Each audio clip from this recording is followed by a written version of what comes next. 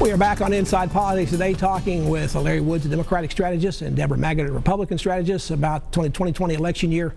Larry, let me start this segment with you. Joe Biden's got to pick a vice presidential running mate. He says it's going to be a woman. There's a laundry list of people to do that. Who do you think is most likely he's going to pick? Well, if I were running his campaign or advising him, my advice would be pick a woman from a state that you need to carry to win this election, and it should be a woman who has demonstrated that she can win statewide in that state, which would mean Amy Klobuchar, the senator from Minnesota, or Governor Whitmer of Michigan, or there are a few others, but I'd say they lead the list. Now, I just don't know. I guess my personal choice would be Oprah Winfrey, which doesn't meet the standards I just set, but it wouldn't matter with her.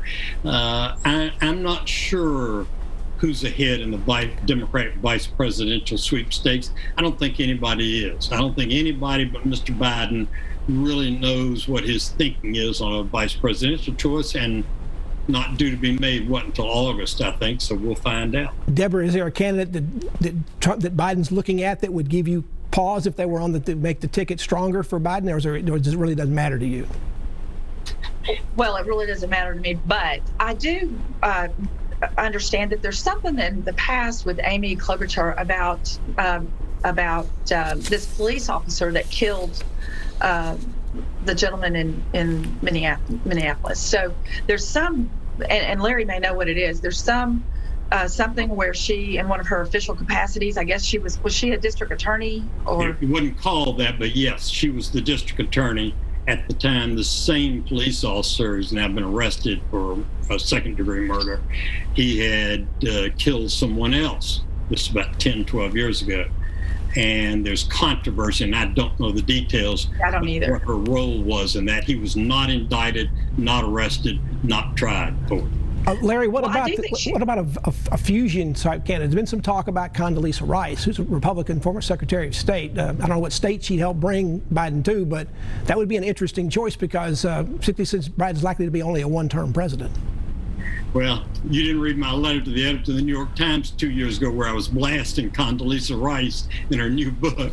I think a lot of Democrats would be very upset if Mr. Biden picked one of the architects of the Iraq War to be his vice presidential nominee. I think that would be a serious mistake for Biden.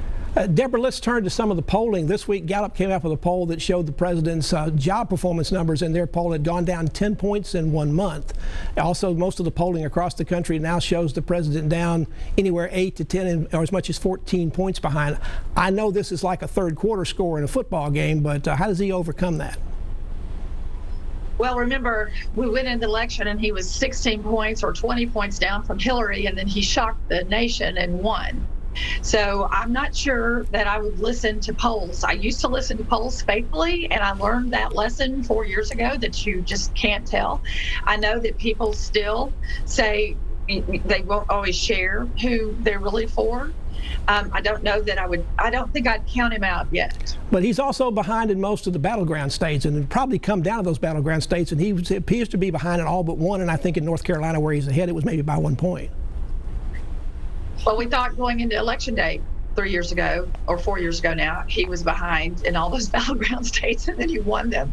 I mean, I would not count this man out. And again, I think that the American people are watching what's going on in the country, and it's distressing.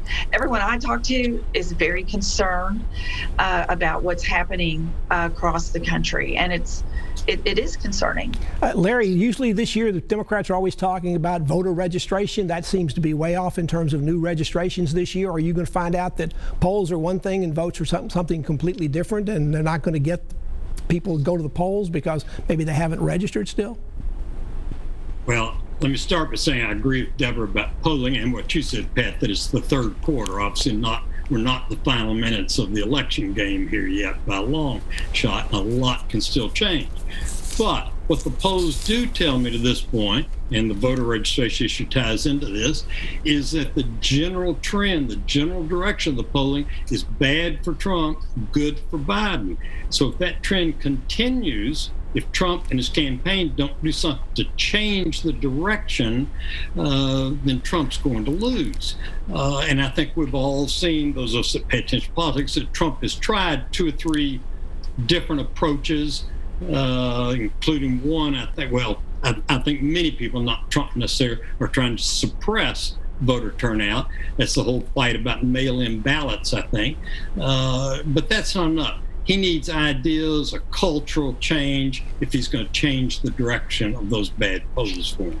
Deborah, there's particularly some concern about the president. I know he wants to play to his base quite frequently. All politicians do. But in recent weeks, he's gotten crossways almost every week with military officials. And generally speaking, I would imagine his base plays towards the military. They support the military, yet the Trump keeps getting crossways with him in his tweets and other things that are going on in this past week about the changing of the names of these air bases and military bases that are named after Confederate officials. Is that something you'd probably try to de-emphasize from the president, but he keeps pushing on it? Well, I listened to someone that actually had been the commander of Fort Bragg talk about how most people don't realize who those generals are, who these people were that these bases are named after, and especially the guys that are there, that this is their home and where they go to train and that kind of thing. So this person made a really good argument that, if the American people talk to their congressmen and they think those things should be changed, then yeah, okay, we should change those.